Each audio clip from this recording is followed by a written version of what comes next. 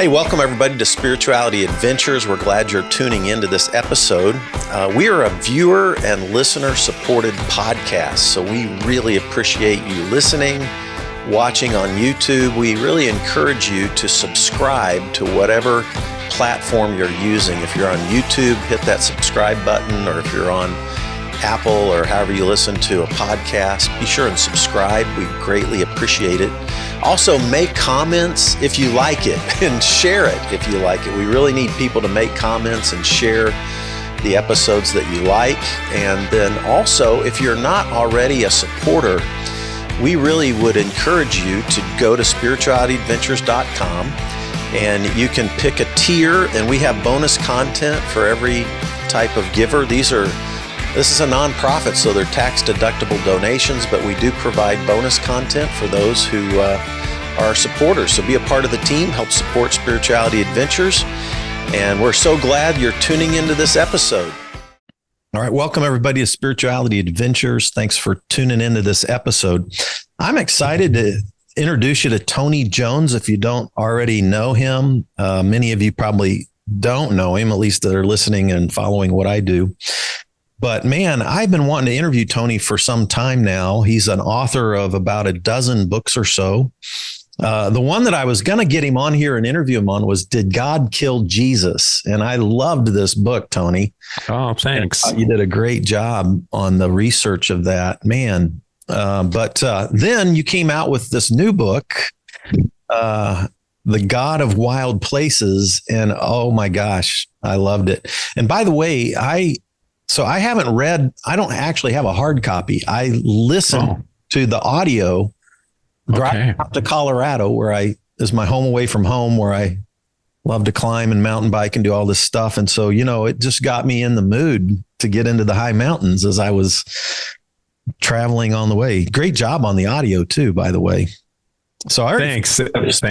Spent like, quite a few hours listening to your voice now. So, somebody, I heard from somebody a couple of weeks ago who said that they had just listened to the audiobook, and they said, do you know that when your dog dies in your lap, you gasp as you're narrating the audiobook? And I was like, well, I'm just glad I got through that, frankly. And I was glad to hear that, like, the engineer left that in, because, I think, if you're going to, I actually listen to a lot of memoirs if they're read by the memoirist, because I think you can get a whole nother layer of meaning and feeling in there if you listen to the audiobook.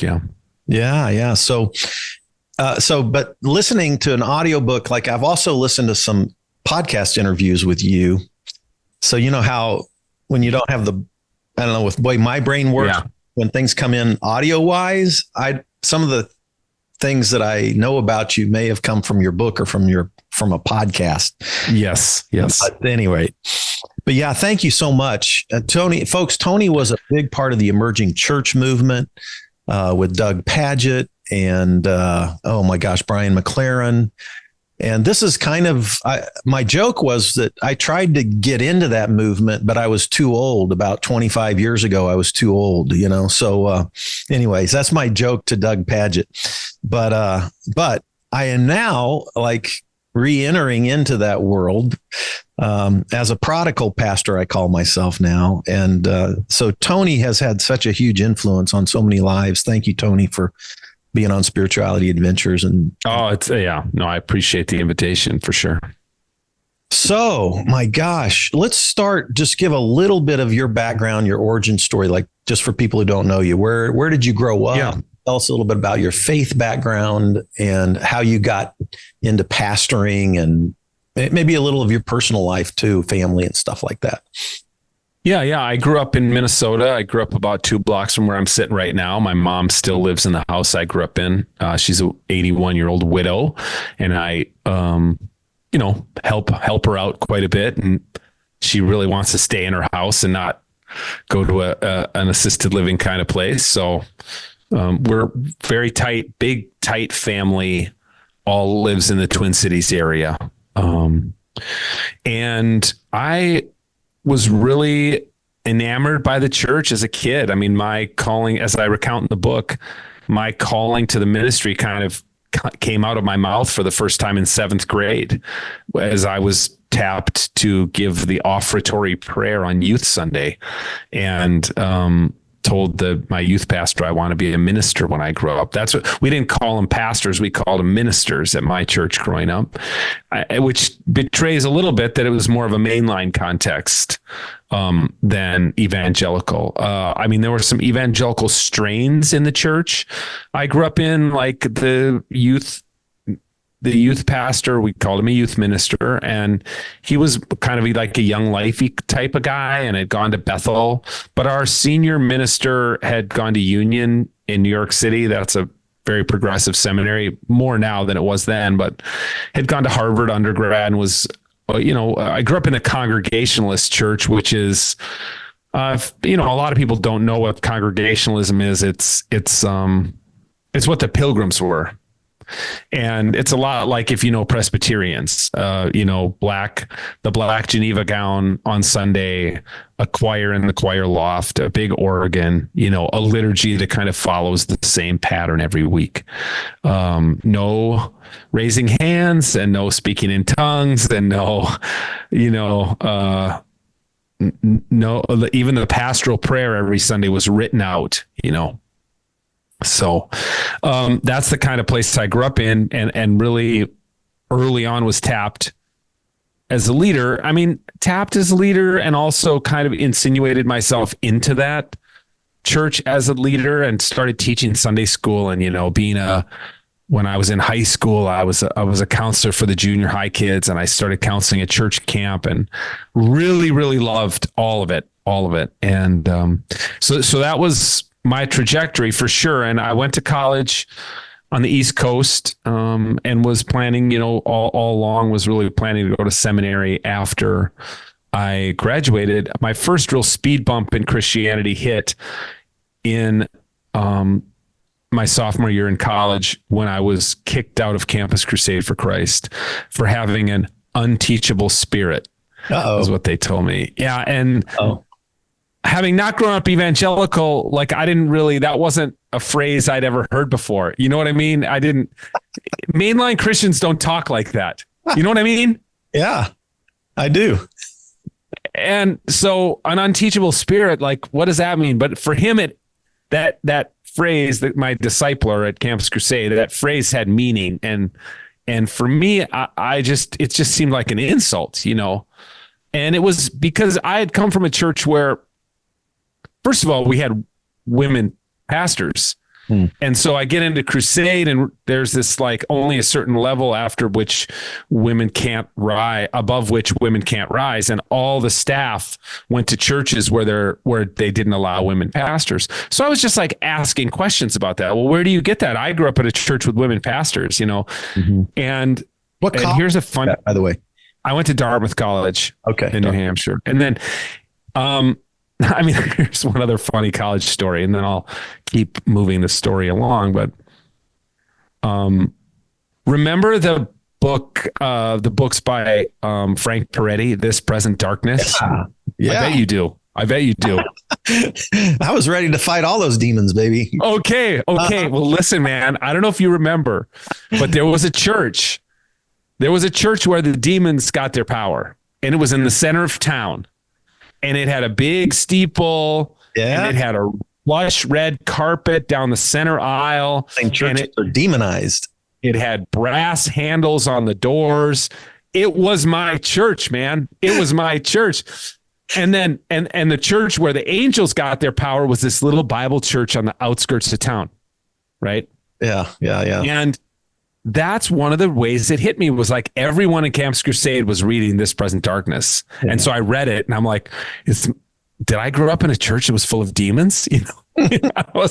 No, of course I didn't. I knew I didn't. So that was a funny. They were there. They were just frozen. They didn't do it. Right. The frozen. Oh, yeah. So that was a real awakening to a whole different version of Christianity that I was not aware of. And then I went to Fuller Seminary and got my MDiv. I was there from 90 to 93. Wow. I loved it. Had a great time. And then after that, team in at Fuller in 91. Oh, no kidding. Didn't finish it until 2001. And I studied with Peter Wagner and Chuck Van Ingen. Oh, dude. Yeah. Who's the leadership? Chuck Kraft. Chuck Kraft, Bobby Clinton. Anyway, that whole. I went to Pasadena. I was the junior high pastor at Pasadena Covenant at the time, and the Crafts went there. Okay. And it was so controversial. Being at Fuller was wild in the early 90s. Well, because I was starting a vineyard in Kansas City while I was flying out and taking classes. Oh yeah. So you had at Fuller, and you can, I mean, if this is too off track for your listeners, but early 90s at Fuller was so wild because you had people like, I was taking classes from Colin Brown, this very distinguished English systematic theologian. Miroslav Volf came on to Fuller faculty when I was there, and I took classes with him. I'm taking postmodern philosophy from Nancy Murphy and Jim McClendon. Meanwhile, in the School of World Mission, which of course just is, now they've merged, but at the time they were just brother, sister, basically. You have Chuck Kraft and Peter Wagner, like mapping the demons that are over Los Angeles County and naming them. They had maps on campus, and they would. I went on a trip with Peter to one of these places and saw him in action, doing this stuff. Yeah. Oh my! I mean, it blew my mind, and I thought those guys were. I mean, even. I was like, they're heretics. Yeah. This is not biblical. There's no. I was there for the systematic theology and the philosophy, but I enjoyed it. It was, again, opened my eyes to a whole different kind of Christianity that I was unfamiliar with. And then, fast forward, I get out of seminary. I spent 3 years doing youth short-term mission work, mainly on the Pine Ridge Indian Reservation. In 97, I received a call to go back to my home church and be the youth pastor. That was the same year I got married, bought a house, did all those things. By 2003, I had 2 kids. My marriage was in trouble. I left the church. I went to Princeton to get a PhD in theology. I finished, but not till I was married to somebody else. That marriage blew up in 2008. With 3 little kids, I finally had to leave.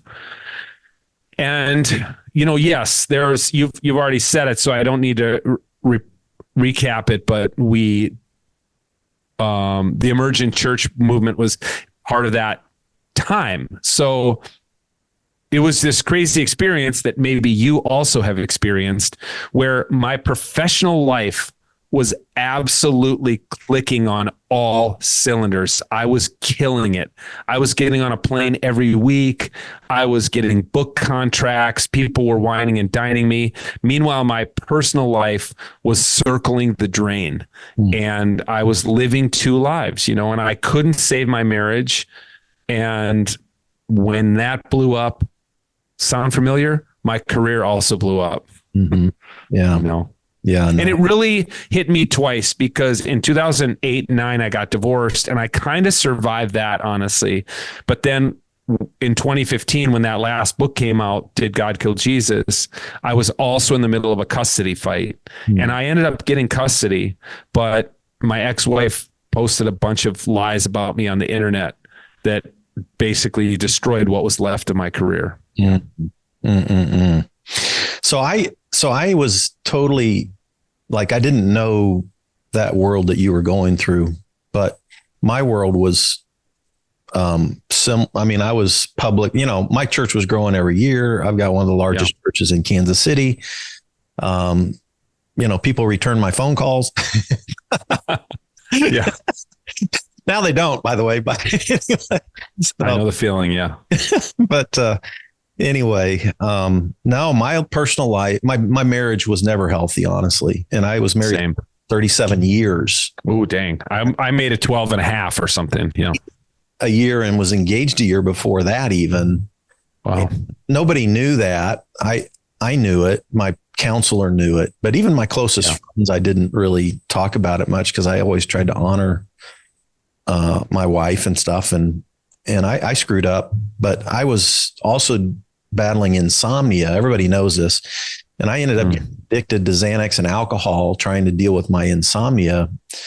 And I didn't start either of those two things until my late 50s. Like I was 56 when I finally went to a psychiatrist to try to deal with my sleep. And he was old school, put me on Xanax, which was great. And then I got addicted, and then it stopped working. And then I threw in alcohol. Yeah.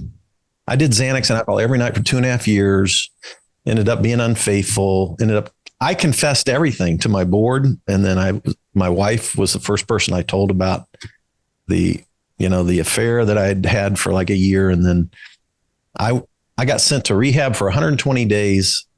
My wife filed for divorce. My board forced my resignation, and I came home to the house and had to hire a divorce lawyer. And that was the darkest year that's 2019 for me. And I was about done with life, honestly. I bet. If I lived or died. So anyway, different story, but at least parallels. There's a little, but at any rate, I've been in recovery now for 5 years. I'll come up on 5 years of been very active in the recovery community here in Kansas City. So congrats. That's awesome. About God of Wild Places. Cause you I loved your book, man. Thanks. I was like resonating all along the way. Like nature is my thing. So I'm older than you, but when I was like 12, I saw Jeremiah Johnson. Not knowing, and I was an introvert, a huge introvert. Yeah. Voted the quietest guy in my senior class of over 500 people. Oh my gosh. And called to be a pastor, right? And I was smoking weed at 14 and got saved at a Southern Baptist youth camp at like 16, and then turned into, Mr. Evangelist and tried to overcome my shyness. But I wanted to be a mountain man like Jeremiah Johnson. And I was already backpacking and camping out and fishing and living in nature. Every weekend I would go camping basically when I was 14, 15, 16. I wasn't in Boy Scouts. It was just me and a couple of friends. So, and then I've been doing that ever since. And so your love for nature that is captured in the title, The God of Wild Places, was like, oh, this is awesome. I'd much rather read God of Wild Places than Did God Kill Jesus? Even though I love God killed Jesus. So yeah. Me too. I mean, I think I'm done writing books about systematic theology, doctrines, prayer, stuff like that. I think I'm trying to forge a new literary path. Yeah. Yeah. So one of the things that as I was reading The God of Wild Places, or actually I was listening, right, as I was driving out to Colorado. Yeah. One of the questions I had was like, I couldn't tell,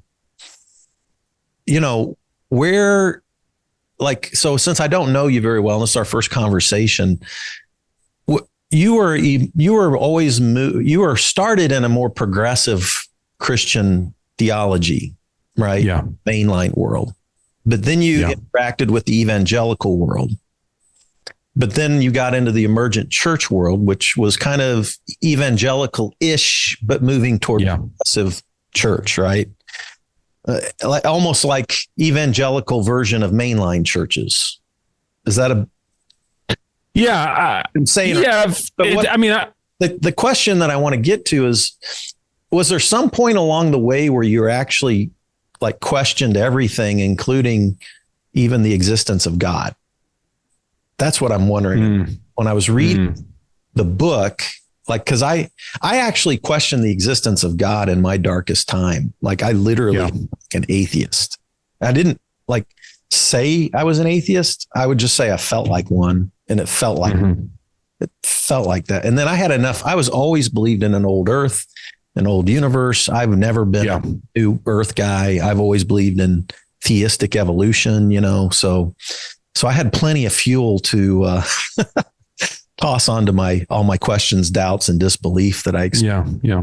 I was curious if you ever actually questioned God's existence along your path, or did it just take you to the wild places more and more and more the further you progressed?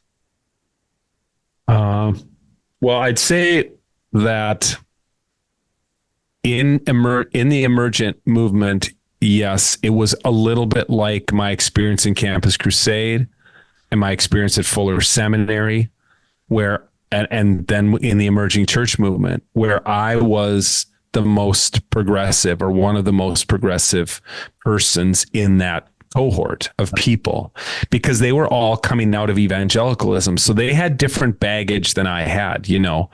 They had a lot of mega church baggage, seeker sensitive. Mm-hmm. They were all really schooled in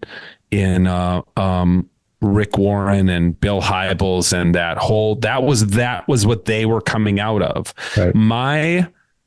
My development and my draw to emergent was theological and philosophical. It was not really how do we do church better. It was more like how do we understand the gospel better. Okay. So there were really, I think, two streams, and there was a pragmatic stream and there was a theological stream, and a lot of people had both. Brian McLaren had both, and Doug had both, and ultimately I had both. But you then would have people like Dan Kimball, who had only the pragmatic stream. He had just had no interest in really rethinking theology, you know, and to this day kind of distances himself from the emerging movement and even his own involvement in it, because it became liberal, you know, too liberal for him. So that was I wasn't a fish out of water, but I was like, I think everybody, even in the day, if you would have asked Doug in 2000, 2001 about me, he would have been like, oh yeah, he's like our mainline guy. You know, he's our progressive mainline guy. I mean, so I just heard about this because I did a podcast that you would probably love called Emerged, which was it's like an oral history of the emerging church movement. I haven't listened yet, but that's one. Yeah. Trip did with you should listen to it. We did it with Homebrewed, and there's at one point, I guess I had done something, I had said something. And then Brad Cecil, I just heard about this he said it while we were interviewing him for the podcast. I had never heard this story before. But then Mark Driscoll was like, I'm not going to let some liberal youth pastor tell me what to think about anything. And he was talking about me. So who was that? Mark Driscoll. I mean, Driscoll probably should have listened to me a little more. He should have, for sure.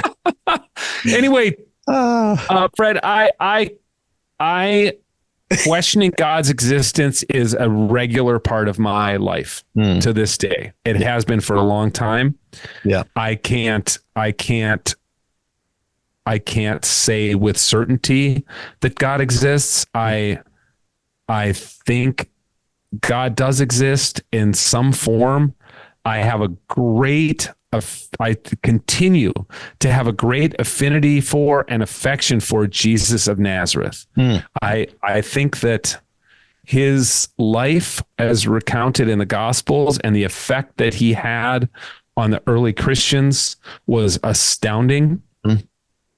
And so I'm really drawn to Jesus, and that kind of, if Jesus is so awesome, who's the God behind who's the puppet master behind the puppet? Not that Jesus was a puppet, but you know what I mean? Like, who's behind the curtain? But it wasn't like, for me, it's never been like I had a dark night of the soul. I hit rock bottom. I questioned God's existence. And then instead for me, it's always been like, I'm gambling. I'm gambling. It's like Pascal's wager for me. Yep. It's like I'm gambling on the idea of God because I think it's a good bet, but I might be wrong. And Richard Dawkins might be right. Sam Harris might be right. I mean, they make very compelling arguments. And I'm a very materialist Christian. I don't believe in angels and demons. I don't think there are spiritual forces that are immaterial, that are making things happen in the universe. I think what we see is what we get. Now, there's a lot of stuff we can't see, but eventually, we're getting better and better at measuring those, even measuring dark matter. You know what I mean? Like measuring the empty spaces. Yes. And that's what I mean by material. I don't really think there's an immaterial aspect to the cosmos where all the truth lies.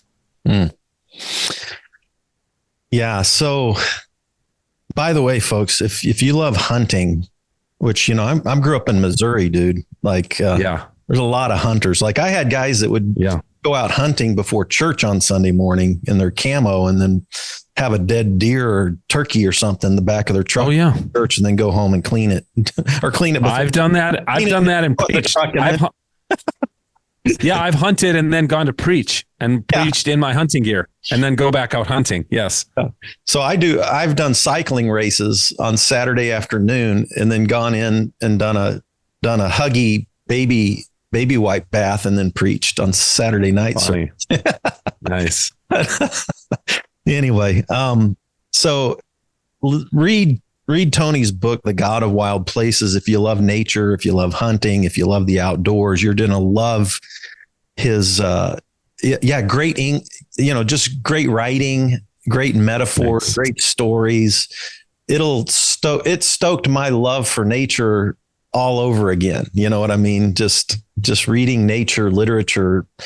So I felt like I was reading, Jim Harrison or any number. Oh my gosh, dude. I love Jim Harrison. People that, that just stir, I've gone through like outdoor life or outside life outside. Mm-hmm. They have their top outdoor literature books. I've read all of those books. I'm a big John Krakauer fan, all those kind of. Me too. Yeah. So I just want to encourage people to read it just for the love of the outdoor that comes through your book. Thanks.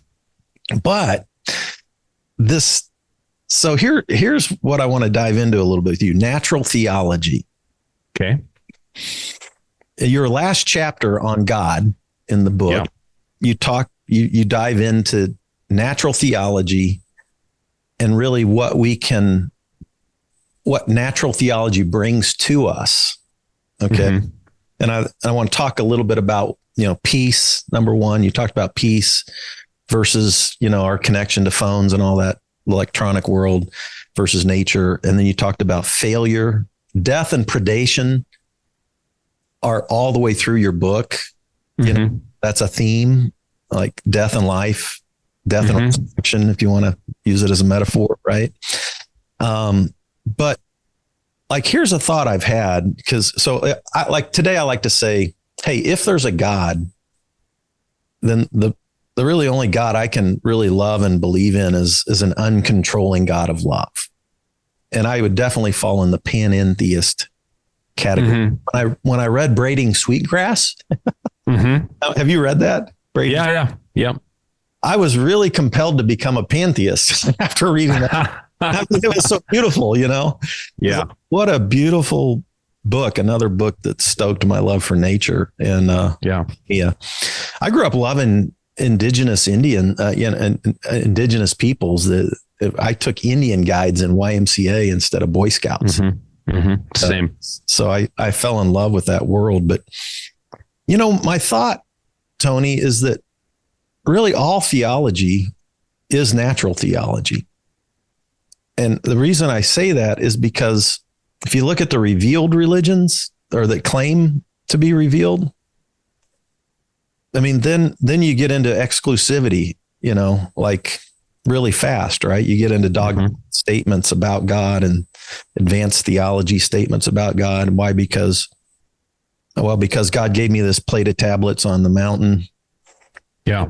And whether it's, so when I dive into like Buddhism and some of the Eastern philosophies, it seems to me like all they're trying to do is read nature and read people in this intuitive fashion and come up with some beautiful things. I mean, if you study other religions, there's truth in all of them, I think. Right. Mm-hmm. And it seems to me like everybody's trying to read nature and then try to figure out if there's a God, how does it all work? Right. And then if we get into this thing where we get into revealed religions, then all of a sudden I'm right and you're wrong. And everybody's really just trying to read a mystery that nobody can really uncork it. I mean, anyway, I've come to the conclusion that we're all just trying to read nature and life and human beings are a part of the nature web and trying to make sense of all of it. And I still love Jesus too. I still believe in God, but I'm not uptight about. I like to say I'm less certain and more open these days. And I really think that we're all trying to read nature. I don't know. What do you? Am I making sense in this question? Yeah. I mean, I don't disagree with you, although you and I both know that revealed religion is the way that people justify their love of the biblical text. Because that's not just emanating from nature. You know what I mean? Like, that's not just growing from the ground and falling off of trees. Like, the belief is that the Bible was inspired by God and was written in some form. We'll call it infallible or call it inerrant or call it what you will, but that's what revealed religion argues, that there's something unique about that text that you cannot get anywhere else. You could never learn about Jesus' saving power by looking at a sunset or watching the ocean waves or climbing a rock face. You can only get that in the revealed religion. And, you know, the adherents of Islam would say the same thing. Right. It's only through the Quran that you get the true teachings of Muhammad and therefore can live a faithful Islamic life. And the Torah of the Jews is a revealed. Exactly. And you can go on. And you're right. When you get into things like Buddhism or Hinduism, you know, some of the other major world religions, you don't have that as much, but you still get it in Latter-day Saints. You still get it in Scientology. I mean, almost every one of these religions claims a sacred revealed text that gives you information you could not otherwise get. Right. So what natural theology argues, and, you know, there have been a lot of great Christian theologians, most notably probably Thomas Aquinas, who argued for natural theology and saying there's a lot you can learn about God without the revealed text of the Bible. Right. And it walks you up to the edge of faith, but then you have to take some kind of leap. Yeah, or something like that. Or yes. Like a nutshell of Aquinas. Yeah. Anyway. I mean, there have been, of course, people who've had their Damascus Road experiences without the Bible and have heard from Jesus directly. But even that's not considered natural theology. That's considered revealed theology because, well, you know, you come from a charismatic background. I mean, there's a lot about that. He was the big influencer of the Jesus movement, had an acid trip in California Canyon and saw Jesus. And that's how he. Right. Yeah. So mushroom trips, you know, will give you revealed. Oh, I've heard. And I've heard. And I would say that what I'm interested in this book, and particularly as I kind of moved out of the church world, is, I'm most interested in the God I can find in the wilderness. That's the God that interests me. Mm-hmm. So that's what I wrote about, and that's who I'm pursuing. Yeah. So when you dive in all the time, we can't live without something dying. Mm-hmm. You're constantly bringing this up as you. Yeah. I feel like I know more about cleaning a deer now or a turkey or something than I did before, even though I've cleaned tens of thousands of fish. I've never hung a deer up and gutted and done all that stuff. But I mean, the reality is that everything that lives off something that dies. Yeah. It's a cycle of life and death. I've often thought, nature is a serial killer.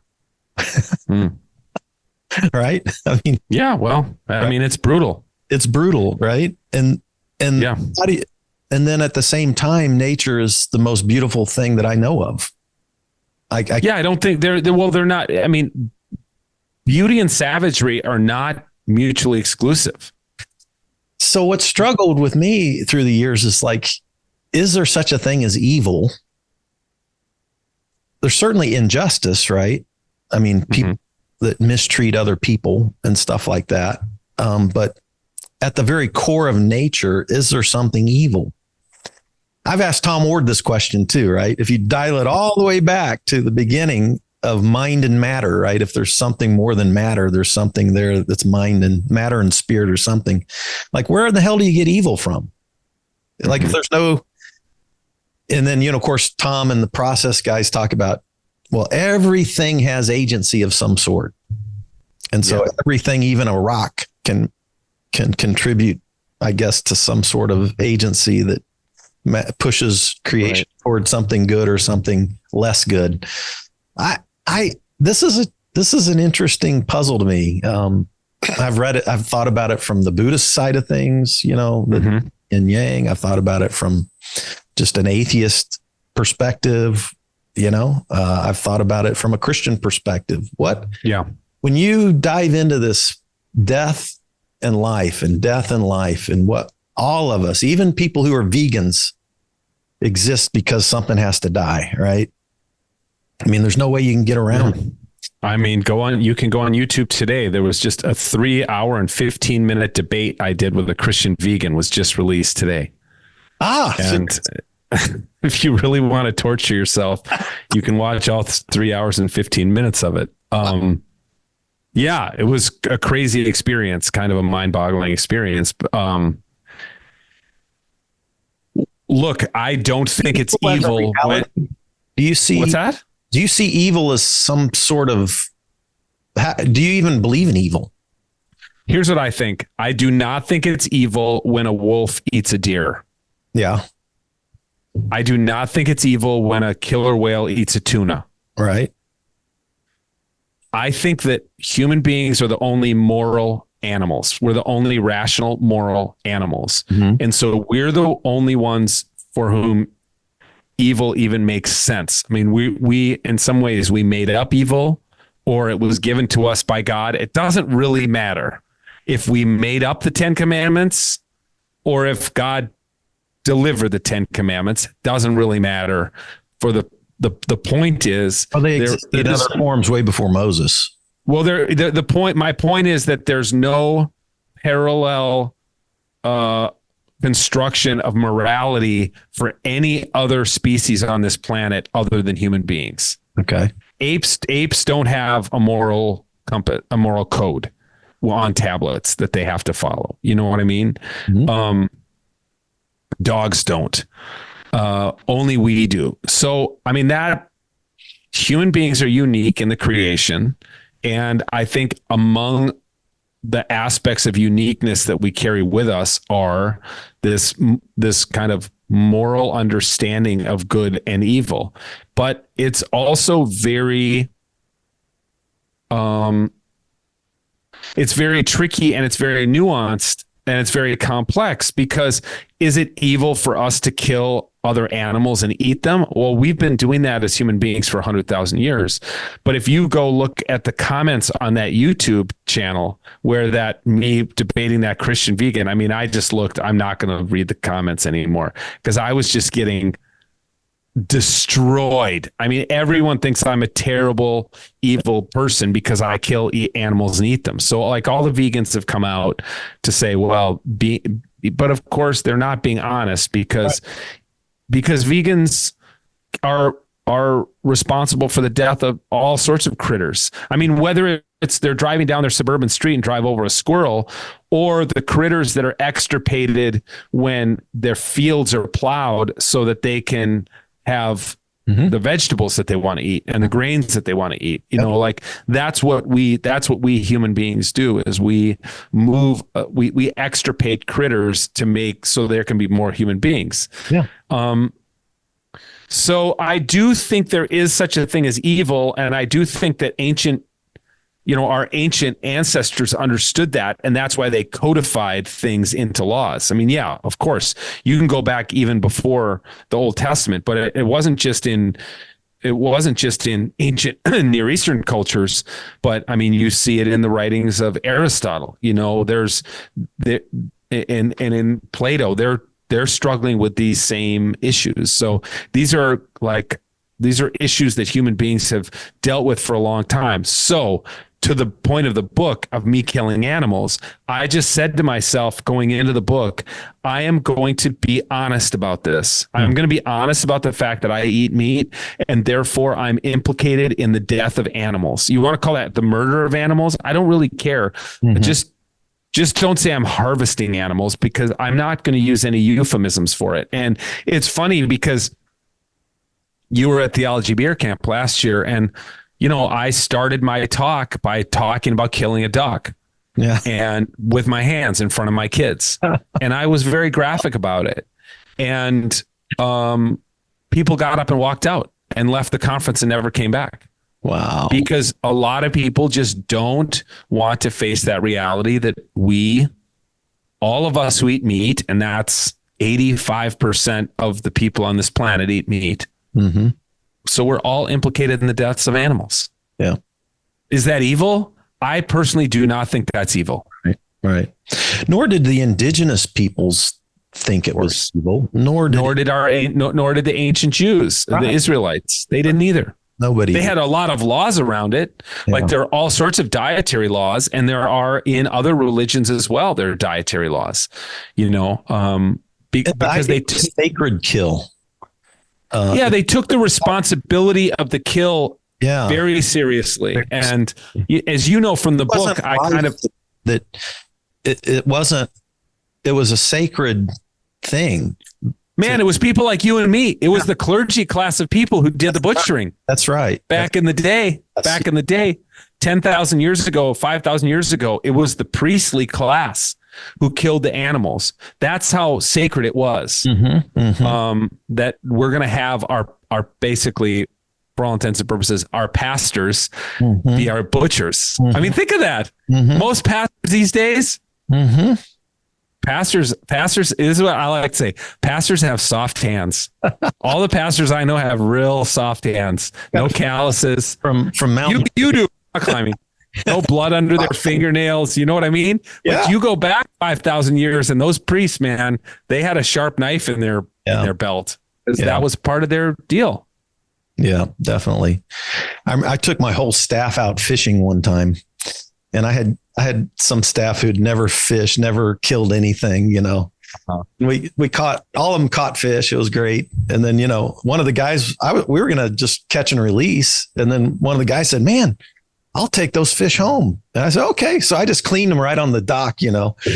Like one of my guys was like a opera singer, and he's going, dang, dude, I can't believe you know how to do that. Like, I'm just cleaning a fish, dude. But here's the thing, right? If you would have taken him in Bill and Ted's time machine and dropped him at any point in our past, our human history, and dropped him in, name it, you name the society, you name the time in history, he would have been the only person who didn't know how to clean a fish. Right. Like, he's here. Yeah. That opera singer is alive today because his ancestors knew how to catch, clean, and eat fish. Yeah. And meat, and Yeah. That's why we're here. Yeah. I was down in Ecuador, and I was with this elderly lady who was doing all her cooking, and I went to the market with her, and she was getting some chickens, there's all these live chickens in cage. She says, I want that one, and that one. And the dude pulls them out, cuts the neck, blood. Yeah. He's got rubber boots on, and then he bleeds it, then he guts it, and then he puts it in this barrel with had rubber around it and put two wires together, and it spun around and ripped the feathers off, and then he put it in a plastic bag and handed it to us. It's like, that's fresh chicken right there, man. So that's how people do it. And so when Christian vegans these days look down their noses at people who eat meat, I'm like, you're looking down your nose at a woman like that who and the guy in the market who's selling the chickens. Like, this is what human beings do. We raise domesticated animals and we hunt wild animals, and then we eat them. And that makes you uncomfortable, just like go look in your fridge,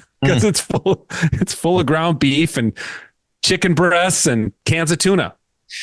So one of the things you point out is that if you get this movement away from nature, I mean, like there's kids right now that are growing up on phones or spending 5 hours a day on their cell phones.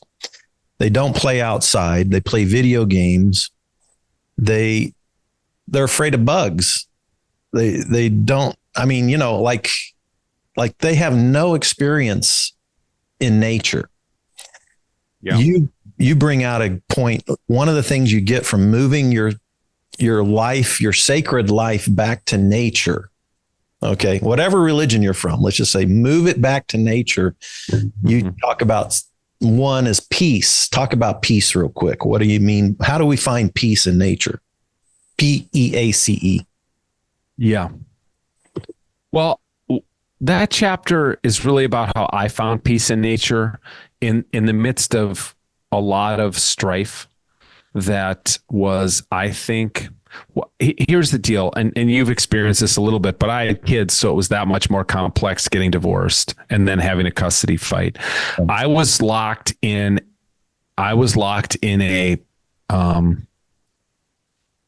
a bureaucracy that did not care about my humanity. I was a cog in a machine. I was just another divorced dad trying to get more time with my kids.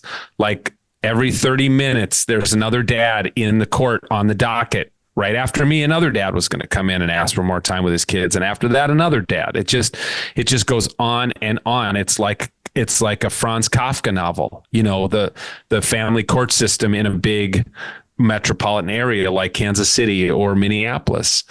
And it stripped me of my humanity. And I felt that. I felt trapped in that bureaucracy. There's a point in the book where I recount a recurring dream I used to have in those days, where I would be being chased or falling, or, we've all had these dreams, and I'm screaming at the top of my lungs, but no sound is coming out of my mouth. It's like no one can hear me.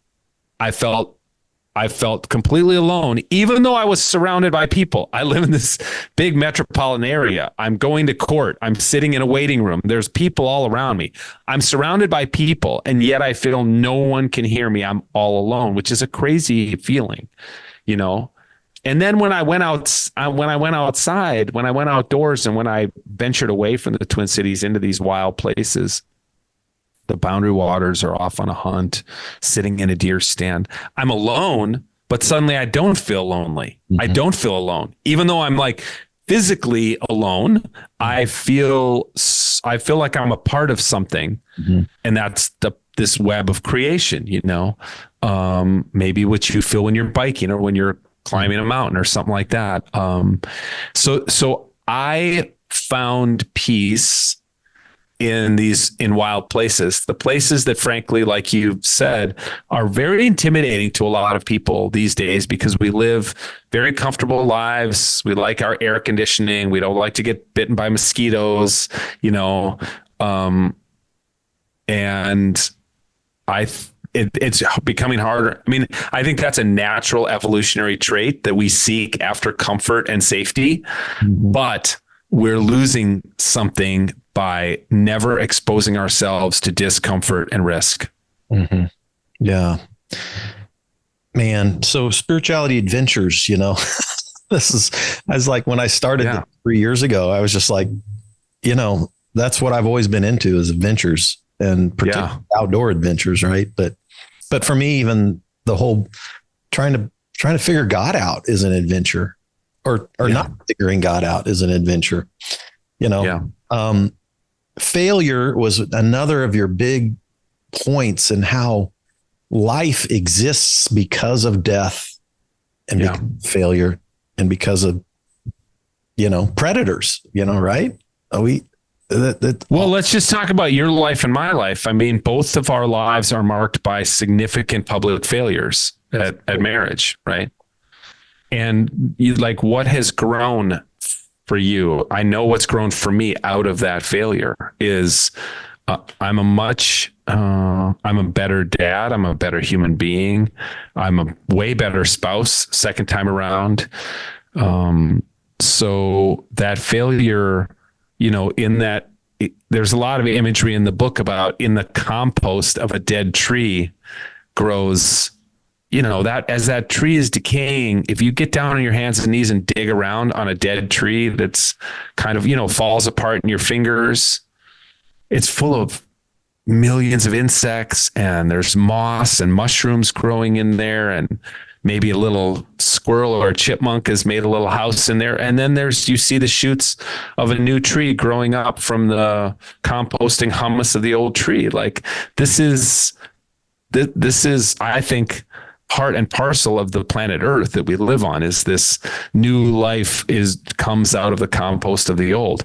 The sad thing is, as we continue to, pave paradise and put up parking lots, we have less of that wilderness available to us. So, I'm like very involved in the conservation movement, trying to save wild places, make them available to people, because I think it's a spiritual necessity. Yeah. What are there some groups that you're connected with that way? So the conservationists? Yeah. I mean, they're all hunting groups, because that's my thing. Backcountry Hunters and Anglers is one that is really working on preserving public lands, access to public lands. So it's for hunters and anglers. Okay. There's a lot of fly fishermen in that, if that's your thing. But it's a great group. Pheasants Forever is a fantastic conservation organization. I'm part of another one called Sportsmen for the Boundary Waters and Save the Boundary Waters. These are organizations that are trying to protect the boundary waters in northern Minnesota from mining. There's constantly threats that they want to mine. They want to mine right by this last unprotected wilderness in the lower 48, where you can drink water out of the lake, man. I could take you canoeing, and you could dip a cup in the lake and drink I take trips, I lead trips usually of pastors. In fact, this year I'm taking a trip of guys in recovery in September on to the Boundary Waters. Yeah. And the first time I just dipped my nalgin in the lake, and they're like, whoa, you can't drink lake water, dude. You're going to have the runs for weeks. I'm like, not up here, brother. This is clean, and we need to keep it clean. Yeah, that's awesome. Love it. Yeah. Out of failure, there's this post-traumatic growth that's a real psychological thing. And I think a part of what I've gone through, questioning, doubting everything that I've ever believed, and then allowing what reemerges to come out. And like, I have way more empathy for everybody that's gone through pain and suffering than I've ever had in my whole life. And I always thought I was a pretty empathetic pastor, but holy crap. Now, like the LGBTQ plus community that's been wounded by the church, like I will fight for those folks. My church is, recovery people, LGBTQ plus people. It's just about love and empathy and caring for one another, caring for the planet, caring for living creatures, caring for everything.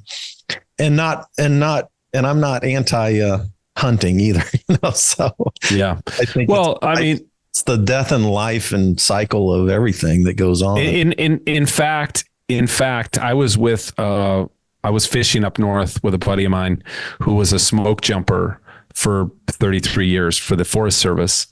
And we were, I don't know, somehow we drove past some sign with Smokey the Bear on it. He goes, Smokey sucks. He's like, Smokey the Bear is the worst.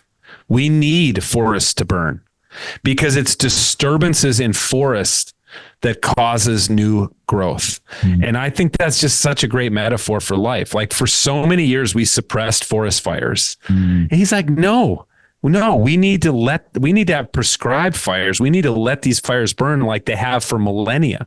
The Native Americans used to light fires because they knew it would regenerate the forest. And if they wanted blueberries, and the forest had got overgrown, they would light it on fire and they'd come back the next year and suddenly there'd be new growth of blueberries that had been shaded out previously. So disturbances, man, that's growth comes after disturbance. Yeah. Yeah. Well, let me, we're out of time. I could talk forever about nature with you. You can go ahead. Fire your last question at me, man. Yeah, but you ended with Psalm 68. some reflections on Psalm 68, which is a brutal passage. It's like who's God's bigger, and this mountain God and this mountain God, and then this mountain God's going to kill all these, like it's a brutal passage. But you brought back the old use of Shaddai to be mountains or breasts, and how even the gods were tied into these natural features of nature. Yeah. And seen significant in these, like, I like to talk about thin places, the old Celtic term, Right. And then you wound up back to Exodus 3 with this concept of God that's in this great term. What a great term to use two verbs to be together. This Yehya, Esher, Yehya, however you pronounce that. But it's I will be that I will be. Yeah. Give us your take on that. Well, as my rabbi buddy says to me, give us your take on that from your thought on God from that. We'll close with I will become who I am becoming, like God, and this would be Tom Ward would like this a lot, that God is a process of becoming, like God is becoming. So the two, first of all, on the mountain, I mean, the reason I like that Psalm so much, it's one of the oldest Psalms, and it just shows how the ancient Israelites, like our forebears in the faith, they knew that mountains had power and that nature had power. So much so that they imbued these mountains. And look, they weren't the only people. This was very common among ancient peoples, that that God is a mountain, that river is a god. Like there's a river god in the Tiber in Rome. You know what I mean? Like every great river was not contained a god, but the river is a god somehow. And the mountain is a god, and I think it's sad. Himalaya mountains, they learn to pay respect to the gods of those mountains. Right? Of course. All those mountaineers, even if they're atheists, they learn to pay respect to those gods. That's right. And they fly those Tibetan flags. And they go to the Buddhist temples and they spin the deals, and that's right. They call it superstition, call it faith, call it what you will, but it's like deep in the human psyche to do that and to connect with the spirit of that mountain and the power of the mountain, Yes. And I guess I just really like that Exodus 3, that God is in this process of becoming. God is not a static being, but just like this planet we're on, it's evolving and changing, and we're affecting it for good and for ill, and we have to probably check ourselves on that. So I do think, I don't know, I'm not really an ex-evangelical because I was never really an evangelical. I don't know if I'm a deconstruction guy or what. I don't think I really am. I just think my whole thing is evolving, and I think there's a lot of a biblical witness for that same kind of evolution. Yeah.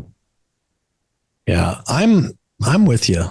I like to say less certain, more open these days. There you go. And I like that.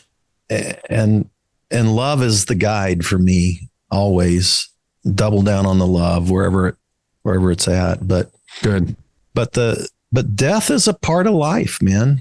Oh yeah. No, I mean, I'm on my way to the hospital to visit my cousin who's dying of cancer. Yeah. Oh, yeah. Yeah. It's super sad, but also not totally unexpected, Yeah. Well, Tony, thank you so much. I know we've run out of time, but thanks for your thanks for having me on, thanks for your ministry. Thanks for sharing this memoir with me in the world. I loved it. I appreciate that. I enjoyed my drive out to Colorado listening. So thank you. Good.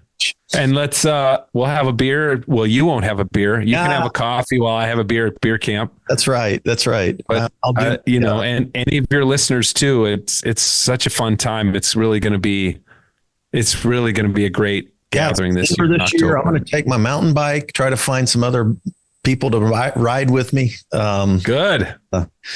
Yeah. So Aaron Simmons will, I bet. Aaron Simmons will. I've interviewed Aaron, and we're to hook up on the mountain bike one of these days. Perfect. For sure. All right. Thanks, everybody, for tuning in to Spirituality Adventures. We appreciate it. Take care. See you next time. Hey, you made it to the end. Thanks for listening all the way through on this episode. By the way, if you're not already a supporter, go to spiritualityadventures.com, sign up for one of our monthly supports, and you will receive our bonus content. You'll receive lots of interesting information about our guests. Many of our musicians will do special bonus songs and record a song. So I want to encourage you to do that. Thanks for listening. Thanks for watching. Be sure and subscribe. Be sure and share any of the episodes that you like.